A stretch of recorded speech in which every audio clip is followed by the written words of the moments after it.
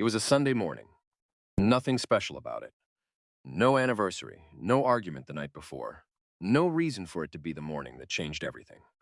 We were sitting at the breakfast table. Me on one side, him on the other. 22 years of marriage between us.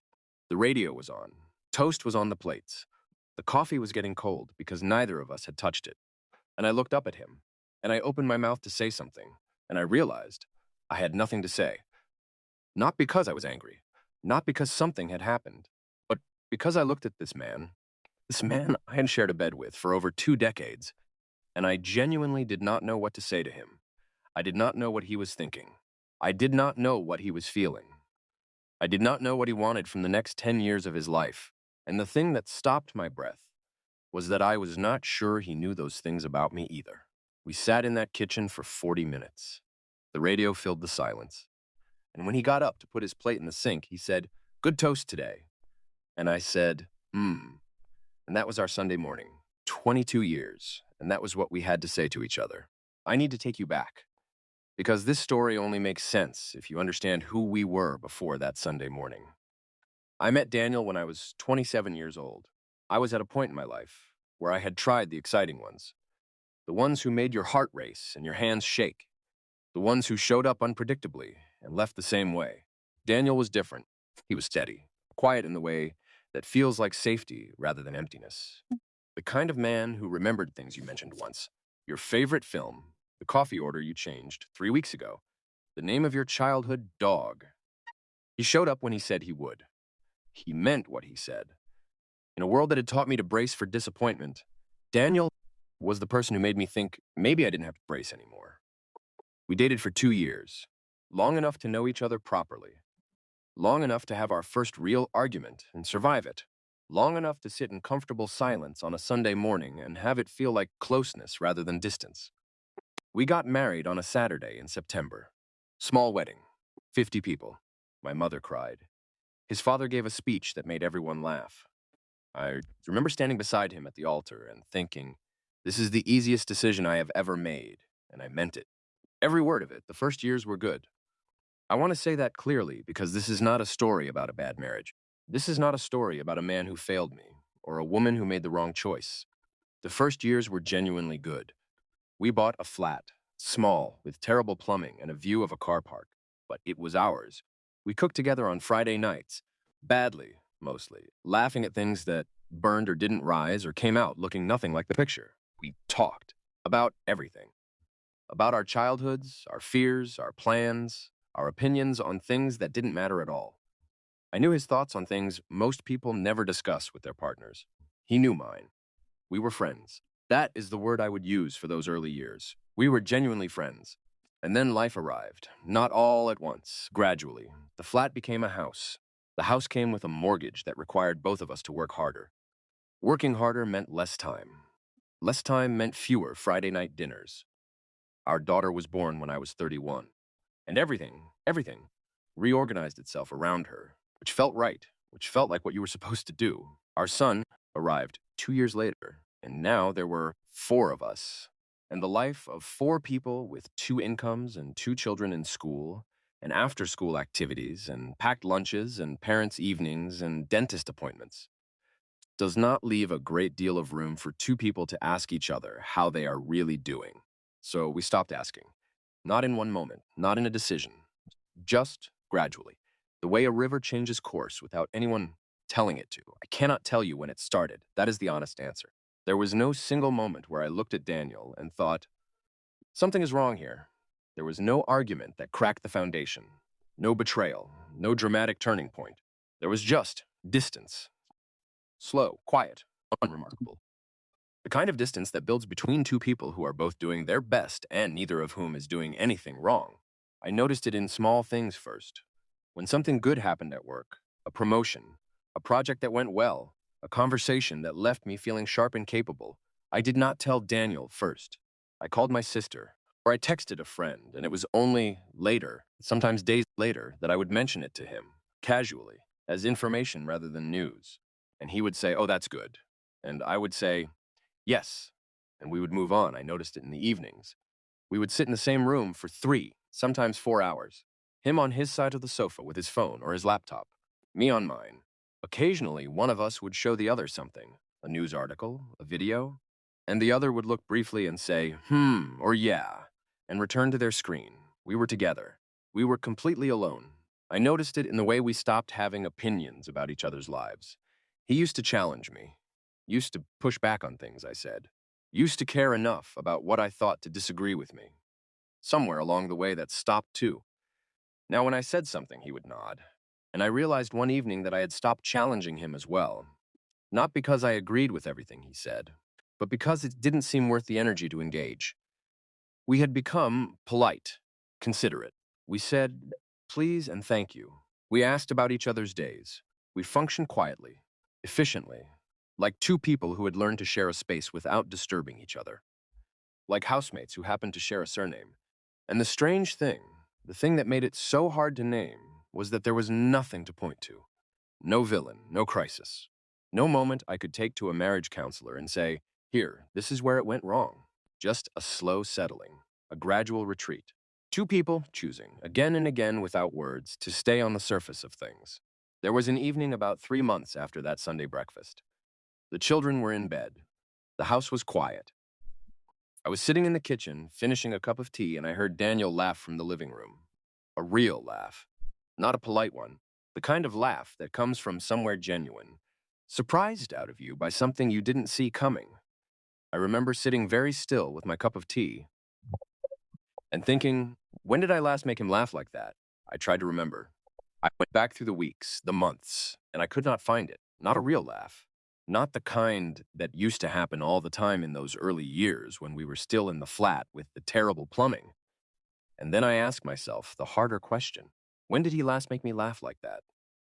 The same silence answered me. I sat in that kitchen for a long time, and I did something I had been avoiding for months. I let myself look at it honestly. Not from the side, not in a glance. Directly, the marriage I was in, the distance between us. The way I had been moving through our shared life like someone navigating a familiar room in the dark. Careful, practiced, never bumping into anything, never turning on the light. And I felt something that I can only describe as grief. Not for something that had ended, for something that was disappearing, quietly, while both of us looked away.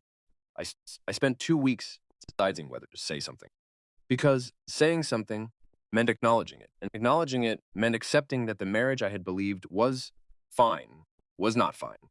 I was afraid of what that meant. I was afraid that if I opened the conversation, there would be no going back, that we would both have to stand in the light of what we had let happen, and I did not know what we would find there. I was afraid he would be relieved, that he would say, yes, I have been thinking the same thing. I think we should end this.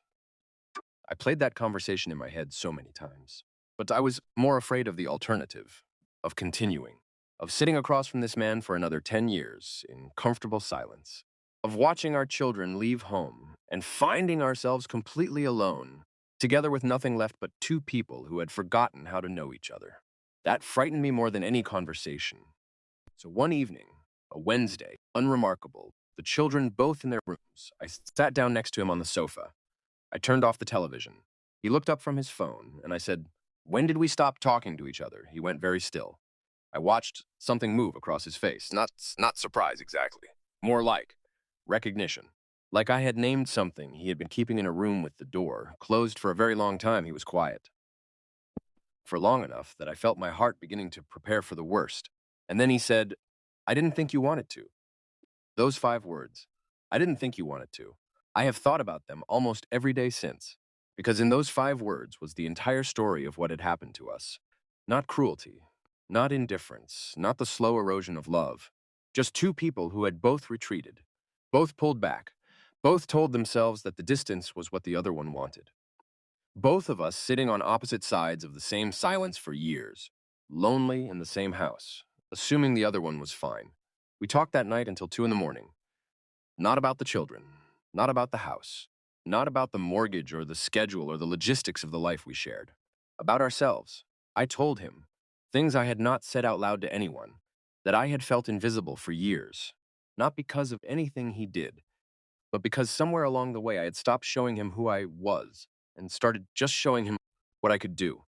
He told me things I did not know, that he had felt shut out, that he had tried early on to reach through the busyness and connect, and had been met with distraction or tiredness so many times that he had eventually stopped trying. That he had interpreted my self-sufficiency as not needing him, and I had interpreted his silence as not caring. We had both been wrong. We had built a wall together, one brick at a time, in the dark, without either of us meaning to, and then stood on opposite sides of it and wondered why we felt so alone. Some of that conversation was painful, genuinely painful. The kind of honest feels like standing outside in cold air after a long time indoors, sharp and uncomfortable and necessary. There were things said that required sitting with, things that needed more than one conversation to fully process. But somewhere in the middle of that night, somewhere around midnight, when the tea had gone cold and the house was completely quiet, I looked at him, and I saw him again. Not the housemate, not the co-parent, not the man who passed me in the hallway and asked if we needed milk. The person I had stood beside on a Saturday in September and called the easiest decision I had ever made. He was still there. He had been there all along. We had just stopped looking. I will not tell you that one conversation fixed everything. That would be a lie, and this story has no room for lies. That night opened a door, but opening a door is not the same as walking through it. There were more conversations, hard ones, ones that circled back to the same wounds more than once. We started seeing a marriage counselor 3 weeks after that Wednesday evening. I want to say that clearly, because I know how many people carry shame about that. How many people see asking for help with a marriage as an admission that they failed? We did not fail, we drifted. And drifting is not failure. Drifting is what happens to people who are doing their best inside a life that moves fast and asks a great deal of them. The counselor did not save our marriage. What she did was give us tools we had never been given, ways of listening that we had forgotten or maybe never learned, ways of asking questions that made space for honest answers, ways of seeing the person in front of you again after years, of looking past them. Slowly, and it was slow, I want to be honest about that, there was no sudden transformation. Slowly, we began to find each other again. Not the same people we had been at 27 and 31. Different people. People who had been through things and been shaped by them, but people who were choosing, consciously now, with eyes open, to know each other anyway. There is a Friday night we have now. Just one evening a week. No phones, no children interrupting, no television, just dinner, just talking. It sounds small. It is not small. It is the most important hour of my week. I have thought a great deal about how we got there. How two people who genuinely loved each other arrived at a Sunday morning with nothing to say. And here's what I have come to understand. Marriages do not fall apart loudly. Not most of them. Most marriages fall apart in the silences that nobody addresses, in the conversations that keep getting replaced by logistics, in the feelings that get filed away because there is never quite the right moment to bring them out, in the slow, comfortable, completely unconscious decision to stay on the surface of things because the surface easier than the depth. We are taught to watch for the big things, the betrayals, the crises, the dramatic moments, but nobody warns you about the quiet erosion. Nobody tells you that you can lose a person incrementally, day by day, week by week, year by year, without a single argument, without a single moment you could point to, just gradually, just quietly, just while you were busy with everything else. The enemy of a marriage is not hatred. Hatred is loud. Hatred you can see coming. The real enemy is the assumption that the other person already knows how you feel. The decision, made without words, made together, without either of you knowing you were making it, to stop asking the questions that matter. How are you, really? What are you afraid of right now? What do you need that you are not getting? What do you want from the next 10 years of your life? Simple questions. Questions that take perhaps 5 minutes to ask and an entire evening to answer honestly. Questions we stopped asking somewhere between the mortgage and the school runs, and the distance that grew in their absence was silent and enormous and completely preventable. If you are sitting in a house right now with someone you once chose, and somewhere along the way you stopped choosing each other, this is for you, not the couples in crisis, not the ones fighting, the ones who are fine, the ones who function, the ones who are polite and considerate and share a space without disturbing each other, the ones sitting on opposite sides of the same silence and calling it peace. You are not fine, you are lonely, and so are they, and neither of you has said it. Because saying it means looking at something you have both been carefully not looking at. But here is the thing about not looking. It does not make the distance smaller. It just makes it darker. Turn off the screen tonight. Sit across from them. Not to have the conversation that fixes everything. That conversation does not exist. Just to ask one real question. And mean it when you ask. When did we stop talking to each other? 5 words. That is all it took for us, 5 words, on a Wednesday evening. And on the other side of them was the person I had been missing for years. Sitting right there, waiting. If this story reached something in you tonight, please share it. Not just with anyone, with the person you share a house with. Sometimes the most important thing you can do for a marriage is let it see itself in someone else's story. Subscribe to The Untold Cost for a new story every week. Stories about the things we carry, the things we lose quietly, and the things that are still worth finding. I will see you in the next one.